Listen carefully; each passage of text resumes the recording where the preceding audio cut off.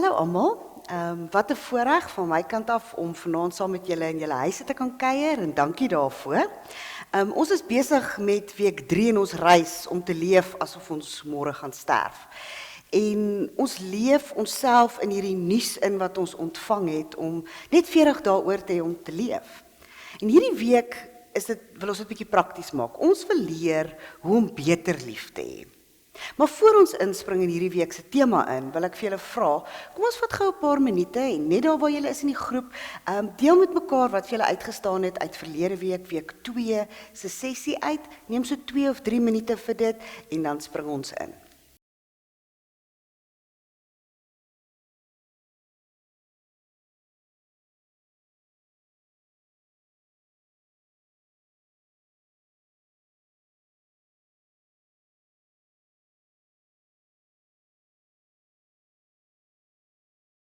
Ek lees vir julle in 1 Korintiërs. Dit sê daar is net 3 dinge wat regtig belangrik is. En dit is om aan te hou glo, om aan te hou hoop en om lief te wees vir God en vir ander mense. Maar die belangrikste is om lief te wees vir God en vir ander mense. Hoe dink julle as julle nou onder mekaar kan gesels? Hoe sou dit prakties lyk om lief te wees vir God en vir ander mense? Ons lees 'n skrifgedeelte, maar hoe doen ons dit? Die ander vraag wat ek wil hê julle moet net so 'n bietjie by stil staan is, hoekom dink julle dit is so belangrik vir God dat ons sy liefde moet sigbaar maak? Gesels 'n bietjie in julle groep oor hierdie 2 vrae.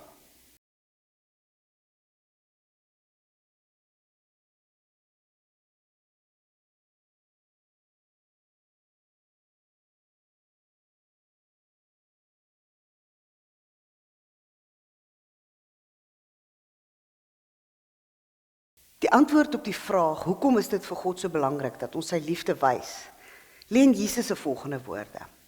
Jesus sê, dat mense sal weet wie ek, Jesus, is, as hulle kan sien hoe ons almal mekaar liefhet.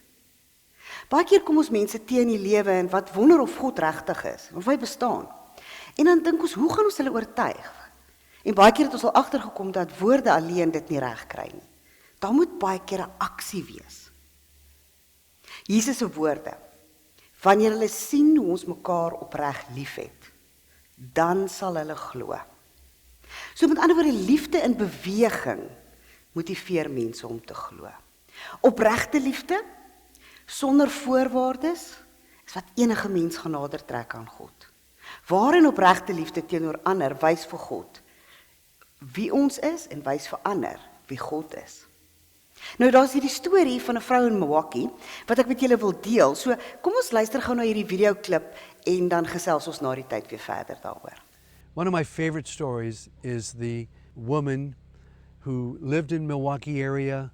It was a smaller suburb, and she was really depressed. She'd lost her husband, and so her family and friends and relatives, they wanted somebody to help her out of her depression. She was really bad. And so an expert in helping people with depression and giving them the right meds for depression was called in. He went to her house because she wouldn't go to his office. And he looked throughout her entire home before he said anything to her. And she said, well, just up front, let me tell you, I'm not going to take any medicine. So you know what he did? He noticed that she had one huge room. It was a porch that had ample light in it. She was an expert at growing African violets. And so he just noticed that. So he said to her, do you want to be helped and not have to take any medicine? She said, yes, I'd like that. He said, let me give you some suggestions. But one of them, if you want to try it, I guarantee it'll get you out of your depression. She said, I'll try it. I want you to go to your church or read in the newspaper or find out from neighbors or anyone you can who is in like some kind of a crisis in their life, like they've been in an accident or they're sick in the hospital or they've just had a baby or they're, whatever it is, okay? But somebody's in need and they're like laid up for a while. I want you to find out their name and address. I want you to hand deliver with some real pretty shiny paper around every one of your African violets. Take one at a time and go to their home, knock on the door or to the hospital room or wherever they are. And I want you to give them these beautiful flowers that you're raising. And just say that you're thinking about them, you heard that they're not doing well, and you just want them to know that somebody cares for them. She started doing that. She actually developed this huge area on her porch, and she was growing those African violets, and then she started buying them. They were already beautiful because she had so many people to visit. And do you know that within 2 or 3 months, she was totally over her depression? And she died a few years later. She had 2,000 people at her funeral. Ek weet nie van julle nie, maar hierdie storie het my geweldig geïnspireer. En ek het 'n paar lewenslesse by haar geleer wat ek graag met julle wil deel.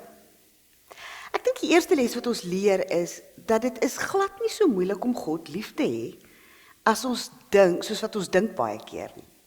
Ons dink dit is moeilik, ons dink God vra van ons dalk iets wat buite onsself is. Maar hierdie vrou kom en sy leer vir ons dat dit wat sy tot haar beskikking gehad het God gebruik. Hierdie vrou kom vry van depressie. Maar sy het nie net vrygekom van depressie nie. Sy kom vry van depressie deur die hulp van ander te aanvaar in haar lewe. Sy het toegelaat dat een persoon in haar binnewêreld inkom en sy het hulp aanvaar. En van daar af was die res history, soos die Engelse sou sê.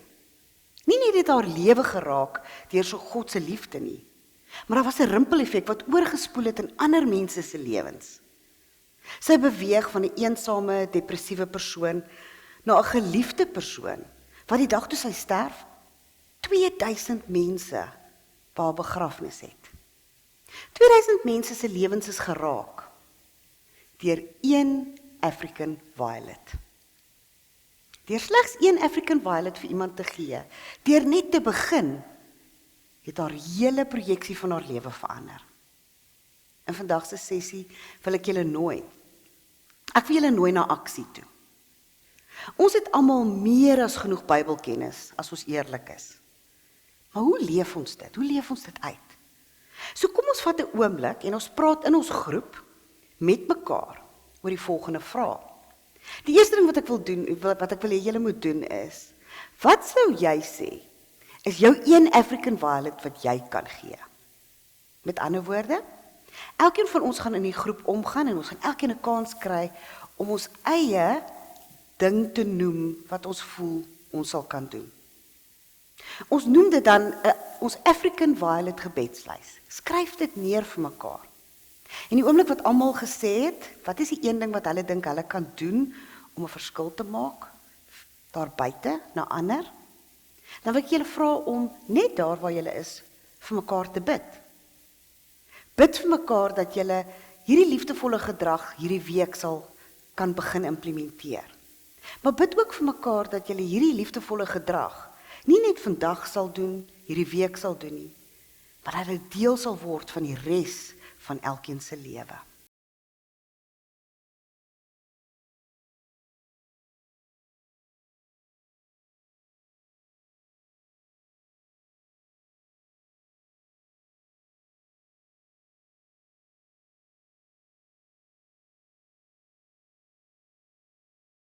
Welkom terug. Laastens wil ek julle nooi om saam as 'n groep een projek te kies om julle liefde aan iemand in die gemeenskap te wys. Wees kreatief. Wat is die een ding wat julle as 'n groep saam kan doen om julle liefde aan iemand te wys? Ek dink byvoorbeeld aan 'n storie van 'n vriend wat ek geken het wat in Gauteng gebly het en dit was 'n baie warm dag gewees en hy het gery en hy het yskoue Cokes gekoop en vir elke petroljoggie in die dorp gaan aflewer op 'n warm dag. Wat is jou onmiddellike omgewing wat jy as 'n groep iets in kan doen? Waar jy iemand so swaar kan help dra of verlig? Ek los julle met die volgende gebed wat ek oor julle bid. Ek bid dat ons elkeen God sal toelaat om deur ons lief te hê. Ek bid dat ons sal begin oefen en dat ons sal fiks raak daarin om goed te kan doen. Ek bid dat ons onsself meer en meer sal vang waar ons besig is om God se liefde aan mekaar en ander te wys. Tot ons mekaar weer sien. Geseënde week vir julle elkeen en werk nou 'n bietjie saam in daai groeplysie.